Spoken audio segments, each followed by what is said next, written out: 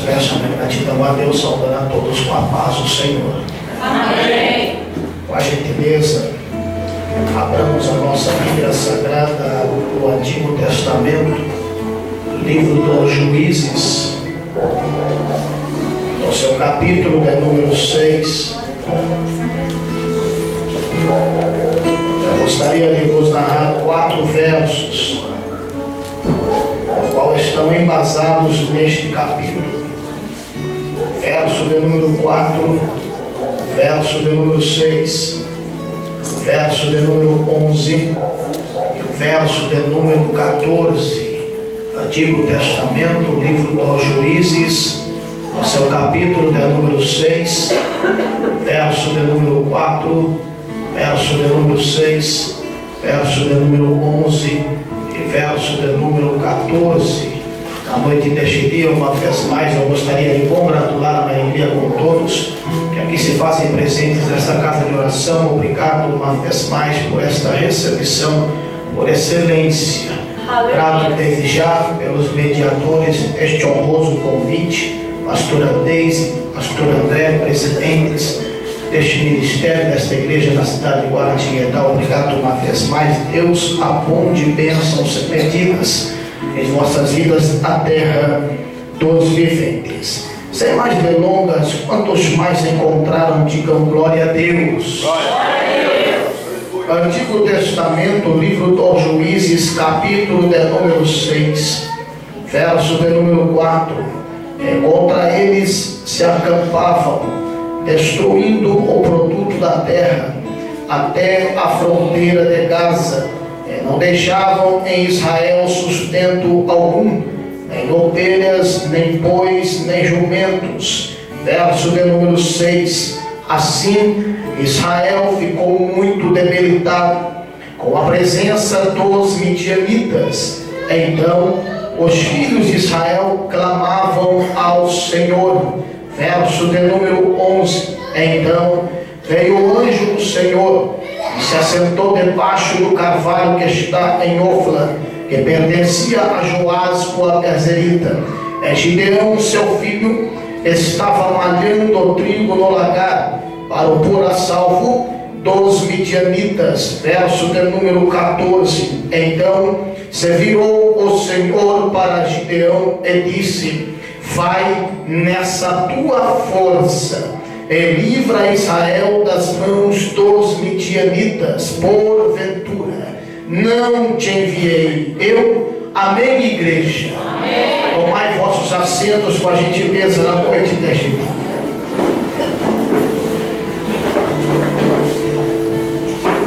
Permita na noite deste dia eu vos narrar parte da biografia, da história literal deste ícone no século 11 a.C. Seu nome, Gideão. Repita comigo: Gideão. Diga para a pessoa que está do seu lado: Gideão. O nome Gideão, transliterado do original do idioma hebraico, nos traz a descrição de batedor. O nome Gideão, transliterado do original do dialeto aramaico, nos traz a descrição de cortador. Apregou-se a narrativa literal que Gideão era oriundo da província de Ofra, no território de Manassés. Apregou-se a narrativa literal que, com mais exatidão, no ano de 1162 a.C., Yahvé Zebaoth, o Senhor dos Exércitos, havia estabelecido Gideão como ícone para a sua geração. É notório nos parafrasear na noite deste dia que o cenário literal estava retratando um momento caótico. O cenário literal estava retratando um momento de decadência espiritual da nação de Israel. Haja visto que nas campinas dos altos outeiros havia um ortogado, agora um altar de tributo e adoração a Baal. Se você visualizar no livro dos Juízes, no capítulo 6, do verso de número 1, a Bíblia Sagrada, na sua narrativa, nos apresenta que os filhos de Israel fizeram o que era mal perante o Senhor. Esta frase bíblica, catalogada neste verso, transliterado no original hebraico, traz a descrição que os israelitas e os oriundos de Manassés haviam ortogado dentro da sua tenda um altar de tributo e adoração a Baal. Se você visualizar o livro dos Juízes, no capítulo 6, no verso de número 25, até mesmo Joás, cujo era o pai biológico de Gideão, dentro da sua terra em Manassés, também havia otorgado um altar de tributo e adoração a Baal. Mas o que me indagaram nesta introdução da noite deste dia, que embora toda a nação de Israel se encontrasse diante de uma grande decadência espiritual, embora todos os oriundos de Manassés houvesse nas campinas do salto e nos outeiros otorgado o seu altar de tributo e adoração a Baal, a Bíblia Sagrada vem a nos narrar no livro dos Juízes, no capítulo de número 6, no verso de número 20, que Gideão se encontrava no lagar em Ofra, e no lagar em Ofra havia um fragmento de rocha, e que fragmento de rocha era este, pregador da Soberano? Uma penha, e sobre esta penha Gideão ortogou o seu altar, e sobre esta penha ele colocou a carne, os bolos ascos, e lançou o caldo sobre a oferta pacífica, e consequentemente o anjo do Senhor veio, e com a ponta do cajado tocou o holocausto, e consumiu a oferta pacífica. Aqui eu vejo dois contrastes opostos nos dias da antiguidade. Toda a nação eleita de Deus, chamada para aquela geração, prostrada diante do paganismo, prostrado diante de uma grande decadência espiritual. Eu vejo toda a nação dos hebreus diante de um altar otorgado para Baal, mas eu vejo Deus de pé no seu alto e sublime trono, olhando para a terra dos viventes, enquanto ele está olhando multidão de milhares de hebreus prostrados diante do altar de Baal. Os olhos de Deus estão fixados no lagar em Ofra, sobre aquele fragmento de rocha, sobre aquela penha aonde Gideão havia se prostrado para adorar o único Deus que fez os céus e a terra. Esta palavra na noite deste dia, eu abro presságio para a tua vida. Embora toda a nação evangélica em muitos lugares possa estar prostrada diante de um altar do pecado, você na noite deste dia está diante do altar de Deus. Está diante do altar de Deus.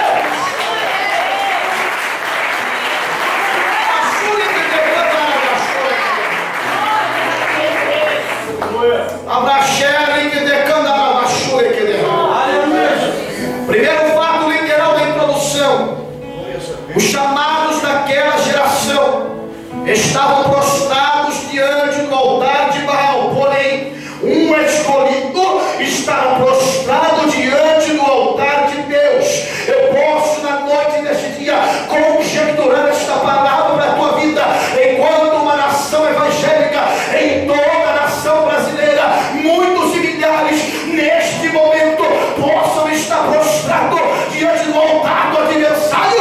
Você é escolhido, você é escolhida, e você na noite desse dia está prostrado diante do altar de Deus. Todos podem levantar a mão, levanta a mão e dá glória, levanta a mão e aleluia na noite desse dia. Você está prostrado diante do altar de Deus simplesmente porque você não é um chamado para esta geração, você não é uma chamada para esta geração, você é muito mais do que isso. Você é um escolhido para esta geração, você é uma escolhida para esta geração, porque a minha Bíblia Sagrada diz no Novo Testamento, no Evangelho segundo escreveu João, capítulo 15, verso 16, o próprio Jesus afirmou aos seus discípulos, afirmando, dizendo: não fosse vós que me escolhestes, mas eu escolhi a vós. Você não é chamado, você não é o chamado, você é escolhido, você é escolhido. Diga para a pessoa que está do seu lado: você não é chamado, você é escolhido. Na noite deste dia eu não estou ministrando para chamados para a derrota, eu não estou ministrando para chamadas para o fracasso, eu estou ministrando para uma geração de escolhidos para vencer na terra dos viventes, uma geração de escolhidos que fará a diferença nesta última hora. Tem escolhido aqui, levanta a mão. Tem escolhido aqui, levanta a mão. Se tem escolhido, escolhida, abra teus lábios aí e termina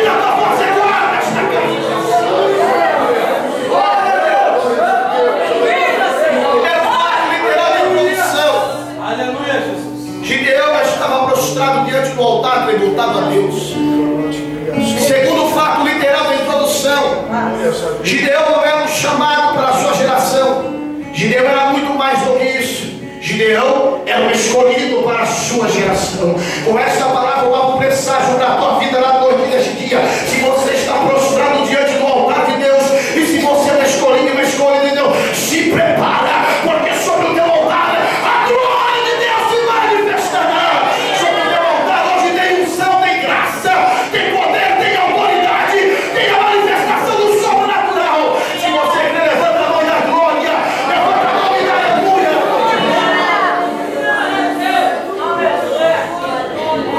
Houve uma aval de Arresabaote, porque está embasado no livro dos Juízes, no capítulo 6, no verso de número 4, que no ciclo da seca da colheita, midianitas, amalequitas e povos do Oriente acampavam e propagavam as suas grandes invasões. Propagando as suas grandes invasões, pastor André, consequentemente destruíam toda a área agrícola, não somente de todo Manassés, mas de todo o território de Israel. Consequentemente destruindo toda a área agrícola, também saqueavam os gados das propriedades. O que me indagaram neste texto introducional na noite deste dia, que eram na verdade 3 povos do Oriente. Quantos povos, igreja?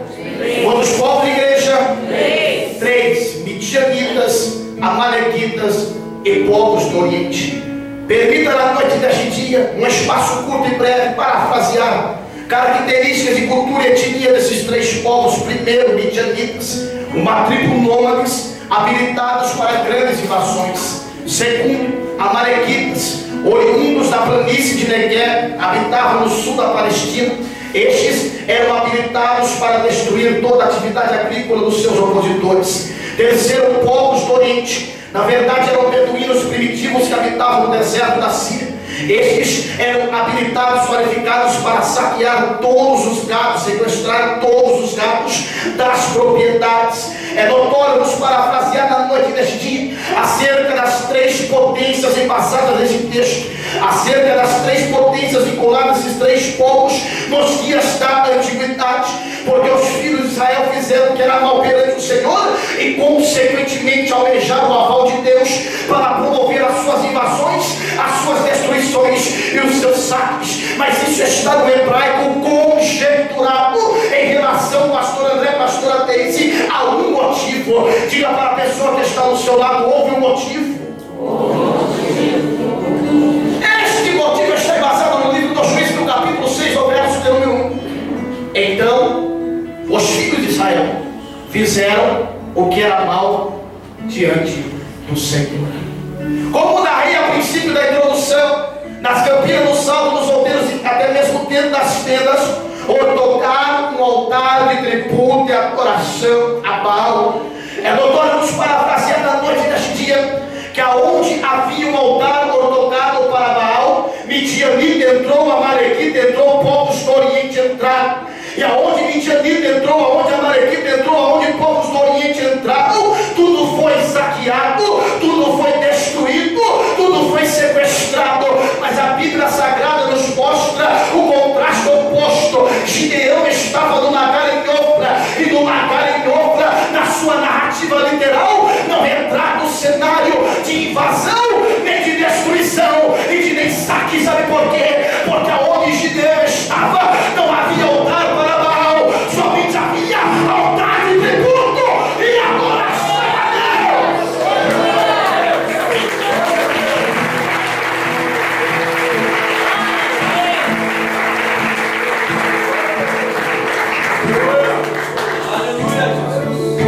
Você deseja ser participativo dessa mensagem? Pergunte para a pessoa que está do seu lado: para quem é o teu altar?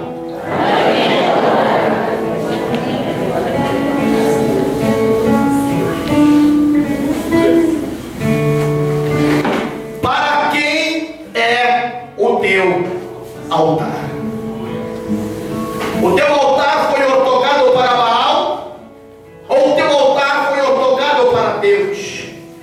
Permita na noite deste dia eu conjecturar esses 2 altares e transliterar a essência dos dois altares, para você poder aderir à revelação. Primeiro, o altar de Baal. O altar de Baal, transliterado com descrição, traz a descrição do altar da prostituição, o altar da fornicação, o altar do adultério, o altar da lascívia, o altar da inveja, o altar da divisão, o altar da rebelião, o altar da infidelidade. Mas na noite deste dia eu também posso transliterar o altar de Deus com descrições. O altar de Deus com descrições é o altar da oração, é o altar do jejum, é o altar da consagração, é o altar da fidelidade, é o altar da obediência, é o altar da santidade.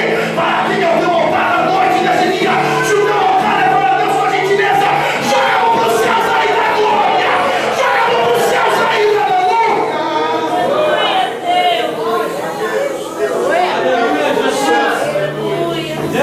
Pergunta novamente para a pessoa que está do seu lado: para quem é o teu altar?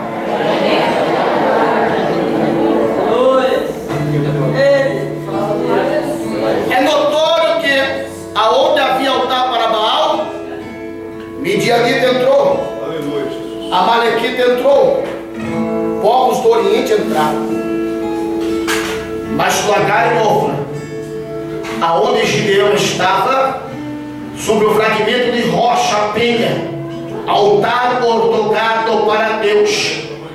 Não há narrativa literal alguma afirmando que Midianita entrou, Amalequita entrou, povos do Oriente entraram. Com esta palavra eu abro presságio para a tua vida. Se o teu altar é ortogado para Deus, é notório que no seu território Satanás não entra. No seu território o pecado não entra. No seu território obra de macumbaria não entra. No seu território nação contrária não entra. No seu território rebelião não entra. Quem altar para Deus aqui, levanta a minha glória. Quem altar para Deus aqui, levanta a mão e dá Glórias a Deus, aleluia, Jesus. Eu só quero o sinal daqueles e daquelas que têm o seu altar ortogado para Deus.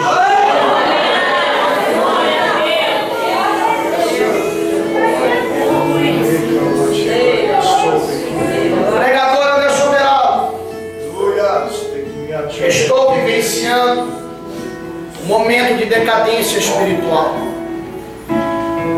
Estou vivenciando um momento caótico na área conjugal. Estou vivenciando um momento trágico na área financeira profissional. É noite de você fazer uma análise, uma reflexão, se porventura não há algum altar de Baal dentro da sua tenda. Uma afirmativa literal. Até mesmo o pai biológico de Gideão, Joás, dentro da sua tenda havia ortogado um altar para Baal. Mas no lagar aonde Gideão estava, não havia altar tributado para Baal. Havia somente um altar ortogado para o Deus que fez os céus e a terra. Eu tenho uma palavra profética para ser liberada sobre a sua história. Talvez dentro da sua residência há uma pessoa da tua parentela que ainda é pagão, é pagã, ainda não é evangélico, ainda não é evangélica, mas não importa se lá tem altar para Baal, não se preocupe, o que vai prevalecer é o seu altar para Deus. É o seu altar para Deus.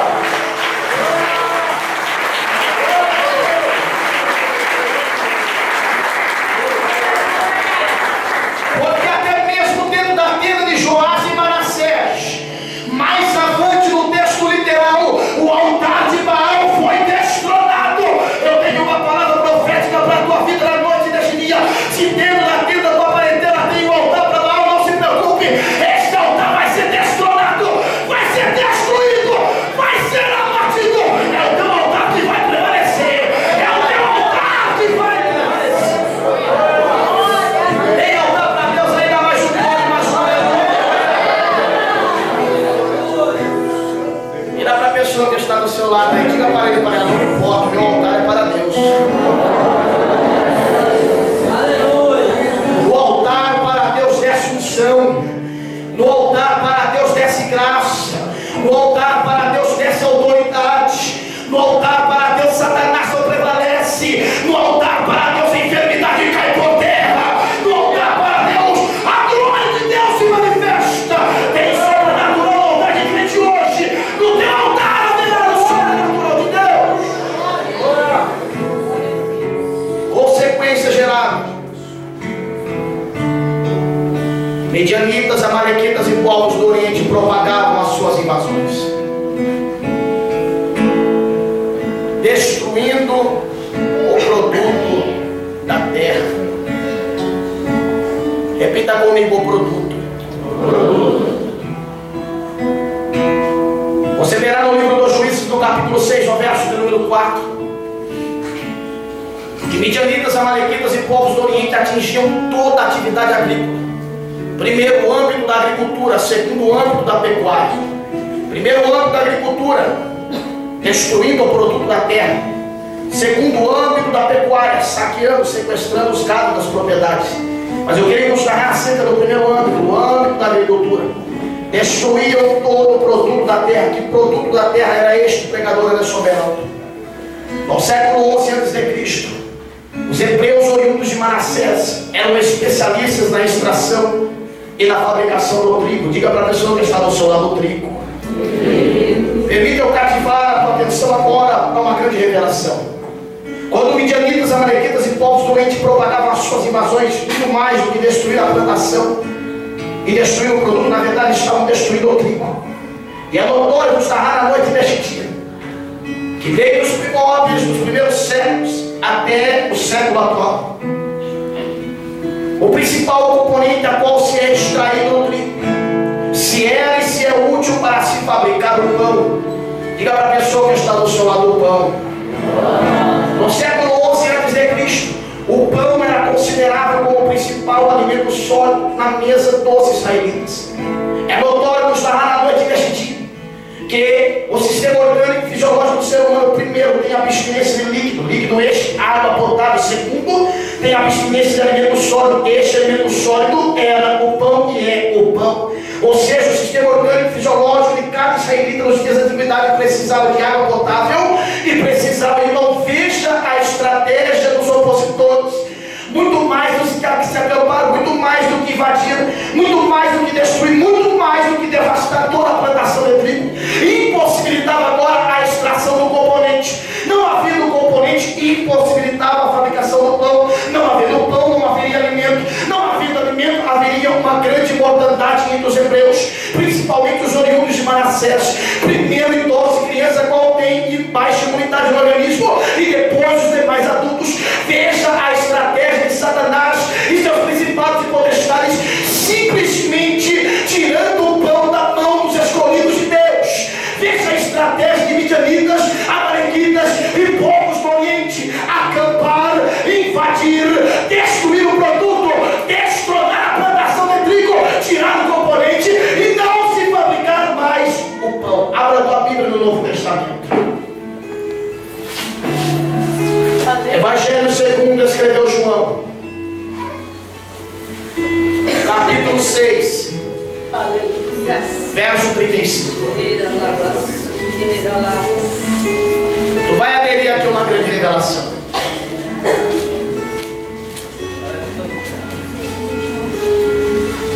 Novo Testamento, Evangelho segundo escreveu João, capítulo 6, verso de número 35. Poderia ler em alta voz para mim, pastor André, com a gentileza? Fica moço. Então Jesus lhes declarou: eu sou o pão da vida. Aquele que vem a mim não terá fome, e quem crê em mim jamais terá sede.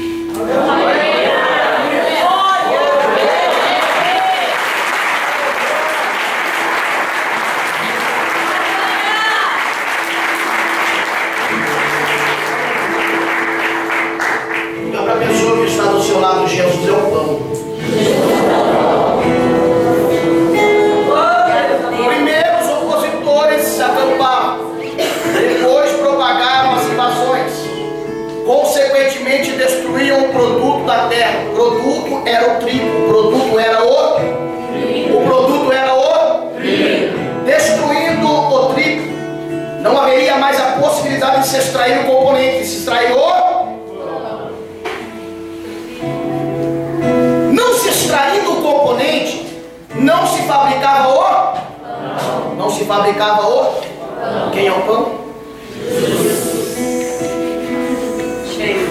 Aleluia. Pergunta para a pessoa que está do seu lado: você tem este pão? Glória a Deus.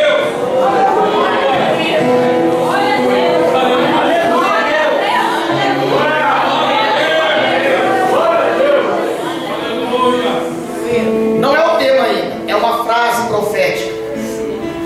Permita que essa frase venha a ser cauterizada aí no teu subconsciente. Não busque ser, busque ter. Não busque ser, busque ter. Diga para a pessoa que está do seu lado: não busque ser, busque ter.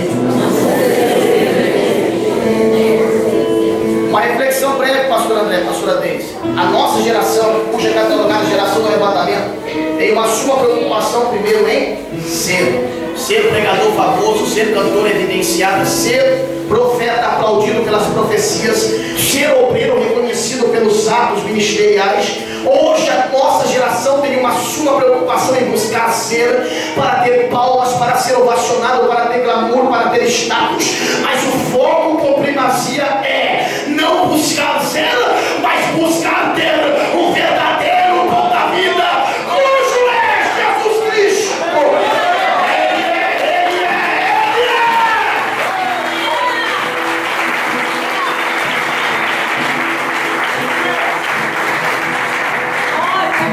Quem é o pão, igreja? Jesus. Quem é o pão, igreja? Jesus.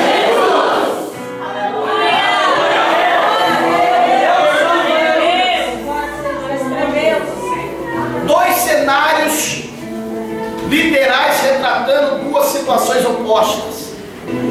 Toda a região central de Manassés destronada com a invasão. Toda a plantação de trigo destruída. Plantação de trigo destruída, não havia componente para se extrair. Então cessou a fabricação do pão. Diga para a pessoa que está do seu lado: já não havia mais pão. Gideão estava no lagar em Ofra. E Gideão estava malhando ouro. Estava malhando ouro. Se estava malhando trigo é porque haveria componente. Se haveria componente, fabricaria o seu. Deixa eu conjecturar aqui na noite deste dia. Essa igreja é o lagar da noite deste dia.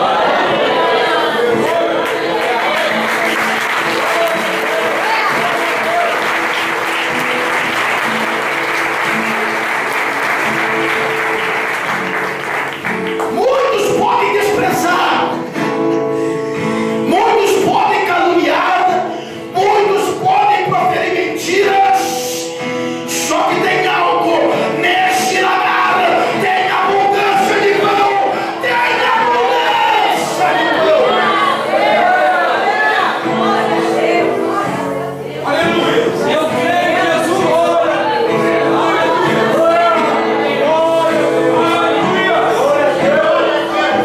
Gideão no seu lagar tinha trigo em abundância e tinha um componente e fabricaria o seu próprio pão. Não importa como tudo está fora, tudo fora pode estar destronado, destruído, mas este lagar ainda continua fabricando pão. Aqui tem pão, aqui tem pão, aqui tem pão. Se tem pão, levanta a mão da glória. Levanta a mão da glória. Abaixou e que decana, abaixou e que derrai. Abaixou e que decana, abaixou e que derrai. Você pode não ser, mas você tem o verdadeiro pão da vida. Você tem Jesus Cristo.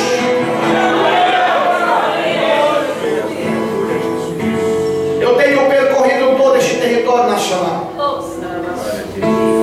ministrando em diversos estados do Brasil, diversas cidades do estado de São Paulo.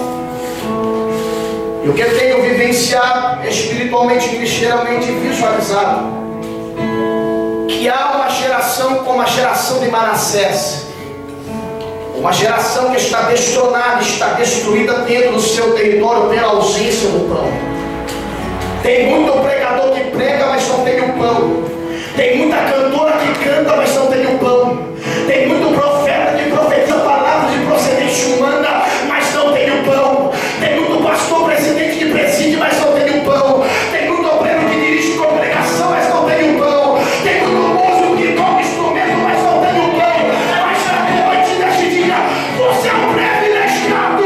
Você é uma privilegiada, porque você está no lugar. E neste lugar tem pão. Neste lugar tem pão. Se tem pão, levanta a mão da glória. Levanta a mão. Só quem tem pão fecha os olhos com a gentileza. Só quem tem pão fecha os olhos e levanta a mão. Porque os céus estão abertos. A glória está descendo. Recebe o teu pai. Recebe o teu pai. Recebe aí, recebe aí. Recebe aí, recebe. Recebe pão de abundância.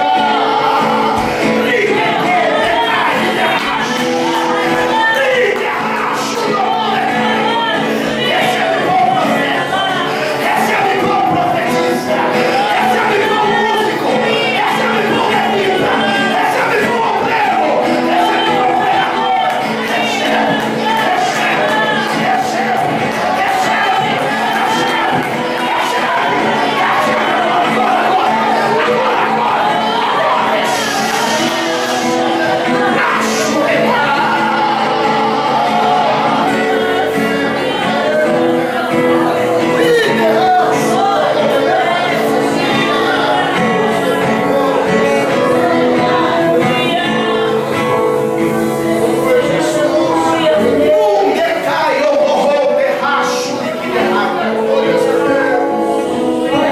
você pode não ser aplaudido, você pode não ser ovacionado, você pode não ser reconhecido, você pode não ser evidenciada, mas você tem o verdadeiro pão da vida, você tem a presença de Jesus. Portanto, com a gentileza, abra teus lábios e permita a tua voz de glória neste lugar. Só quem tem pão da glória, só quem tem pão da aleluia, só quem tem pão glorifica, só quem tem pão exalta. Mas receba aí essa glória, receba aí este poder.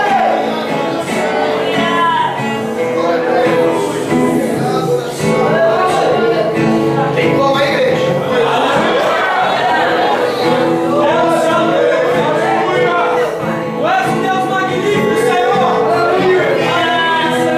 Você pode não ser, mas você tem o pão. Você pode não ser, mas você tem a presença de Jesus Cristo.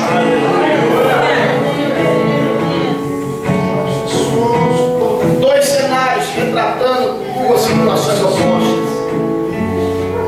Multidão de milagres, de chamados, prostrados, caídos, pela ausência do pão.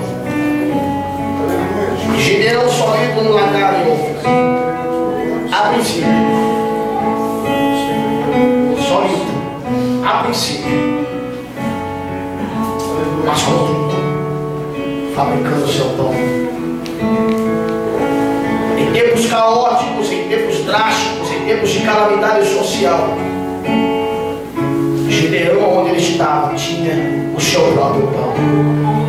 Não importa onde você está vivenciando, não importa a sua localidade, não importa a sua residência, não importa de onde você é oriundo, o que importa que independente do lugar onde você esteja, você venha a ser um provedor de pão, venha a ser uma provedora de pão. Veja a condição literal de Gideão. A sua família mais pobre de Manassés, o menor da sua casa, rejeitado na sociedade dos hebreus nos dias da antiguidade. Porém, porque muitos não tinham, quase todos não tinham mais, Gideão tinha.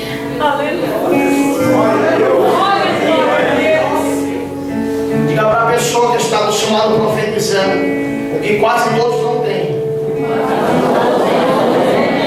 Você tem! Você tem! Você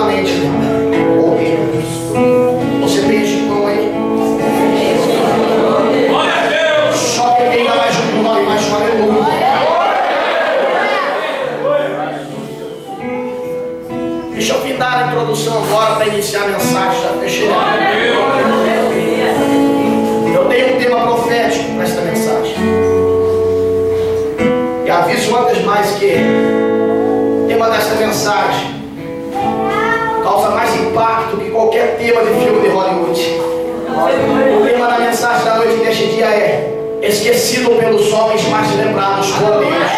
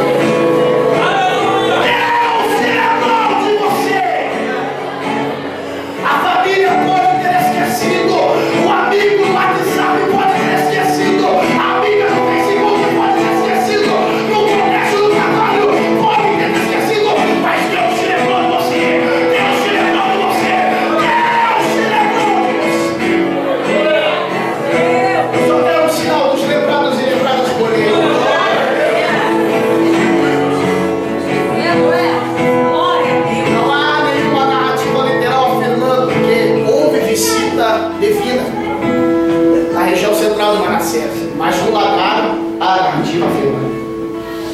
Livro dos Juízes, capítulo 6, verso de número 11. Toda a sua atenção seja necessária, a revelação maior está agora. Então veio o anjo do Senhor.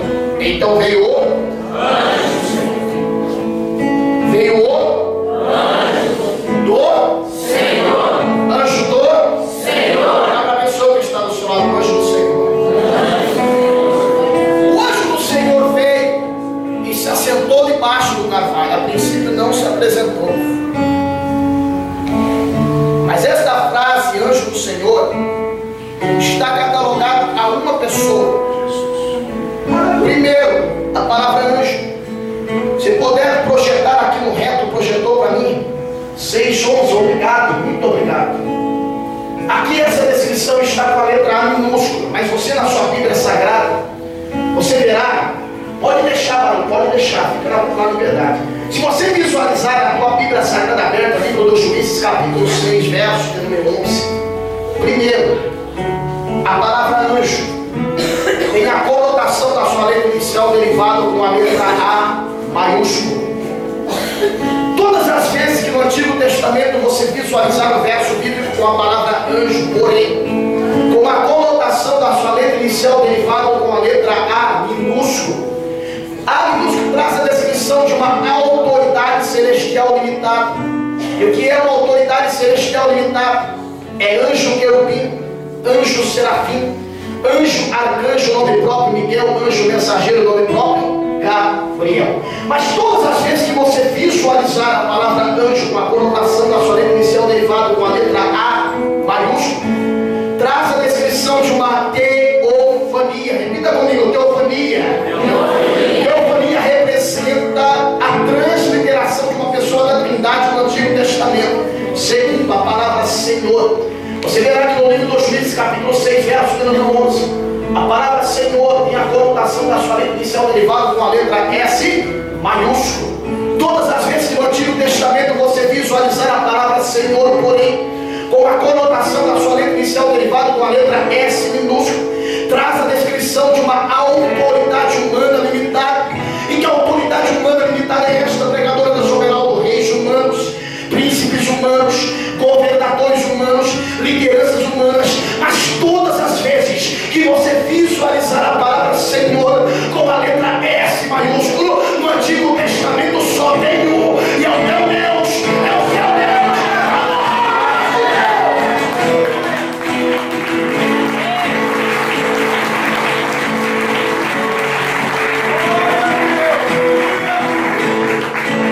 Repita aqui eu vou comprar a revelação, anjo do Senhor.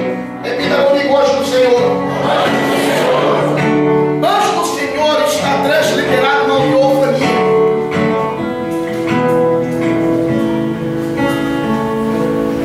Você verá novamente a descrição da frase anjo do Senhor no livro dos Juízes, capítulo 13, verso 18.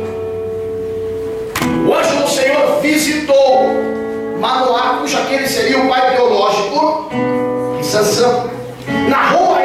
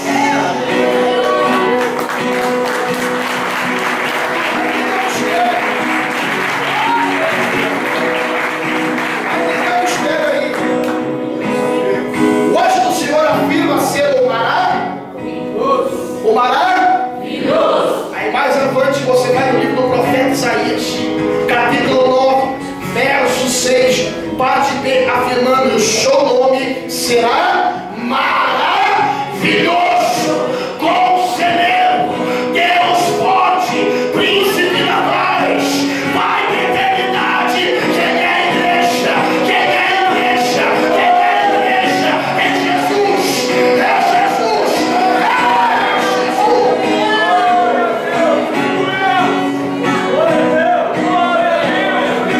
O anjo do Senhor se apresenta como maravilhoso. E o maravilhoso já é uma conjecturação da presença de Jesus no cumprimento do seu ministério messiânico. Agora diga para a pessoa que está do seu lado: o anjo do Senhor é Jesus.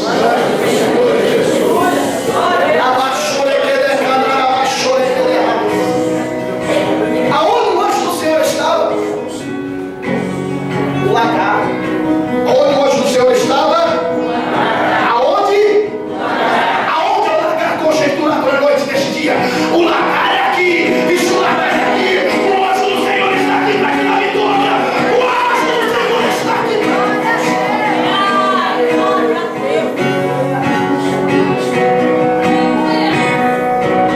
o anjo do Senhor veio e se assentou. É forte isso, segura aí, é forte. Glória a Deus, Senhor. O anjo do Senhor se assentou. E Gideão estava malhando o trigo. Diga para a pessoa que está do seu lado: Jesus está do teu ladinho. Jesus está do teu ladinho. Preste atenção nisso, é forte. Glória a Deus. Porque o anjo do Senhor nos apresentou a princípio. Quantos estão me visualizando aqui? Mais à frente. Porque o anjo do Senhor não se apresentou a princípio? Porque aquele que se assenta tem o propósito definido de ouvir. Todo aquele que observa tem um propósito definido de aprovar. Observa para aprovar, observa para aprovar. Quem é o anjo do Senhor? Diga para a pessoa que está do seu lado: Jesus está te observando. Jesus está te observando.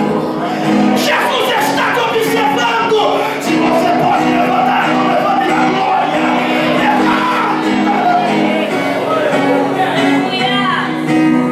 Aleluia. O anjo do Senhor estava observando. E qual era a atividade de Gideão? Malhando ouro para o pôr a salvo dos. Ele estava malhando o trigo para o pôr a salvo dos midianitas. Por que pregadora do soberano? Porque o seu foco era trabalhar. Pergunta para a pessoa que está do seu lado aí: o que você está fazendo lá dentro?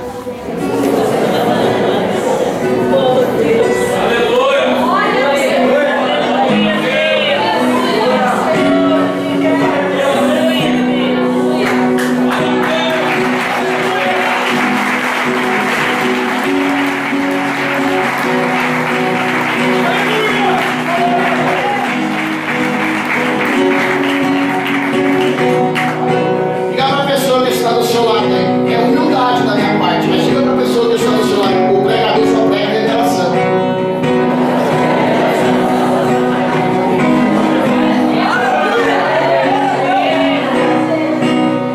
Revelação não vem do anel de teologia, de escatologia. Revelação não vem pela bela veste, pela bela gravata. O sapato de grife própria, AP Anderson Beraldo. Revelação vem do joelho.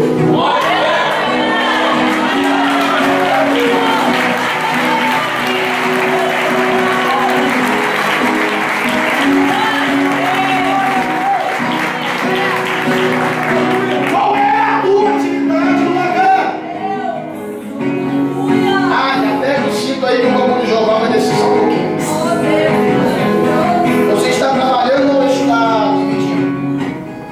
Você está trabalhando ou está espalhando? Você está trabalhando ou está invejando? Diga para a pessoa que está do seu lado: cuidado com o ouro de coruja.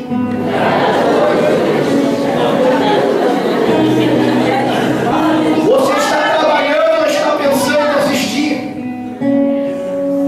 Você está trabalhando ou está desejando se prostrar, é notório que o anjo do Senhor, que é Jesus, está te observando, e ele não observa covarde, ele só observa guerreiros, guerreiras que desejam vencer.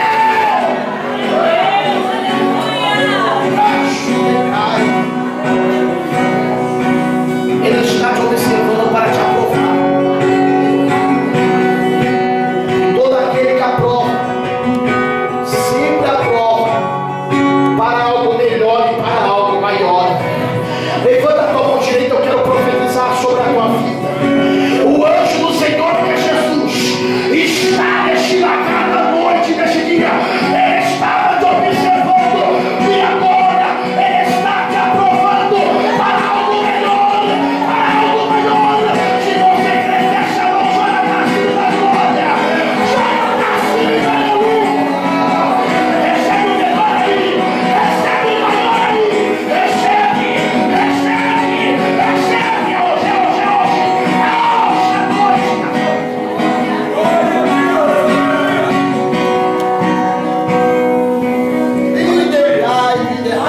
Aleluia, Jesus. Glórias a Deus.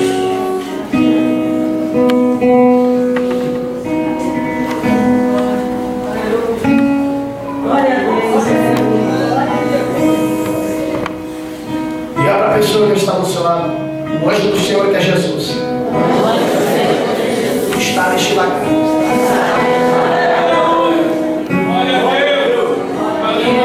Ei, muito mais do que isso, o anjo do Senhor, que é Jesus, na noite deste dia está te aprovando para algo melhor e para algo maior. Na vida financeira, algo melhor e maior. Na vida profissional, algo melhor e maior. Na vida conjugal, algo melhor e maior. Na área ministerial, algo melhor e maior. Na área da igreja, algo melhor e maior. Se você crê na glória, se você crê na aleluia.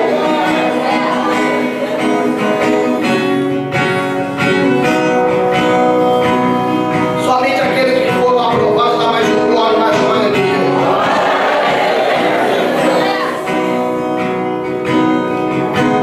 Só que faltava a consumação, vou terminar agora. Faltava a consumação. Por quê? Embora sobre o fragmento de rocha tem o altar de Gideão fosse ortogado para Deus ir embora, no seu lagar houvesse trigo, fabricasse o seu próprio pão, embora ele fosse visitado pelo anjo do Senhor. Quem é o anjo do Senhor? Jesus. Embora Jesus, transliterado, vai compreender a revelação agora. Porque Jesus se apresentava transliterado como anjo do Senhor no Antigo Testamento, para narrar uma mensagem profética à nação de Israel, porque já no Novo Testamento Jesus se apresenta humanizado, nascido de ser humano, mulher, biologicamente, mas envolvida pelo Espírito Santo na gestação.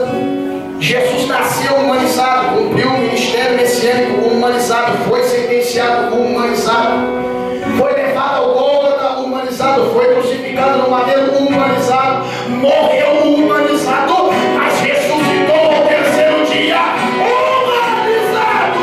Venceu a morte, venceu o inferno, venceu Satanás. Hoje está perto do trono do Pai. Hoje tem glória, dá glória para Ele, dá glória para Ele.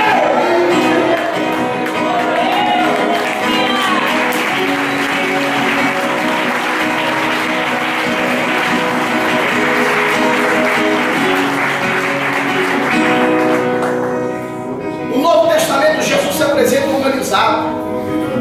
No Antigo Testamento Jesus se apresenta transliterado como anjo do Senhor. Porém faltava a consumação, porque o propósito definido do anjo do Senhor era visitar para observar de dentro. Ele se assentou embaixo do carvalho para observar,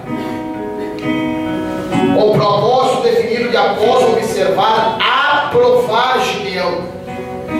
Aprovar Gideão para algo melhor e para algo maior. Só que faltava a consumação. Diga para a pessoa que está no céu, está faltando algo. Verso 14. Projeta para mim o verso 14 para a gente ver. Então volta para o 11 com a gentileza. Então diga para a pessoa que está no seu lado, não eram as mesmas pessoas. É forte. Verso 11, o anjo morre. Uma pessoa, verso 14. Então